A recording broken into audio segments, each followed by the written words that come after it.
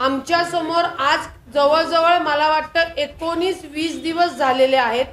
कोणताही फुटेज म्हणजे जाण्याचा व्हिडिओ असेल किंवा विमानाचे पायलटचा प्रश्न असेल, विमान खाली उतरण्याच्या सूचना कुणी दिल्या, विमान का खाली उतरवलं, अनेक प्रश्न आहेत की जे आम्ही विचारलेले आहेत. आम्ही माननीय मुख्यमंत्र्यांना सुद्धा पत्र दिलेलं, निवेदन दिलेलं आहे. माननीय मुख्यमंत्र्यांनी पण आम्हाला आश्वासित केलं की ज्या ज्या चौकशा लावून सत्य बाहेर मिळेल ते तुमच्या समोर, महाराष्ट्राच्या जनतेसमोर ठेवणार. परंतु काल अचानक बातमी आली की तो ब्लॅक बॉक्स जो आहे तोच जळालाय. म्हणजे जसं जसं दिवस चाललेले आहेत तसं तसं पुरावे मिळण्याच्या गोष्टी अदृश्य होत चाललेले आहेत आमच्या समोरनं. आणि म्हणूनच मी सांगितलं की खरंच आम्ही संयम ठेवलेला आहे. आम्हाला कुठल्याही याच्यामध्ये राजकारण करणं तर आम्ही शक्यच नाही, कारण का आमचा बाप माणूस, आमचा दैवत गेलेला आहे.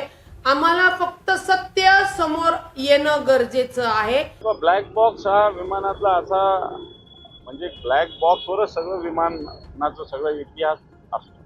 ब्लॅक बॉक्स का असतो की मोठा अपघात होऊ शकतो, सगळं नुकसान होऊ शकतं, पण ब्लॅक बॉक्सला कोणत्याही प्रकारचा धोका कधीच होत नाही. मला चांगलं आठवतं 10-20 वर्ष झाले असेल, त्याला चांगले 30 वर्ष झाले असेल, आपला एक ब्लॅक बॉक्स समुद्रातून कित्येक वर्षांनी आपण शोधला होता आणि तो सुस्थितीत होता. म्हणजे कित्येक वर्ष समुद्राच्या पाण्यात राहिल्यावर तो सुस्थितीत होता. ब्लॅक बॉक्स सुस्थितीतच असला पाहिजे. तो बंद पडला म्हणजे संशयाला जागा आहे.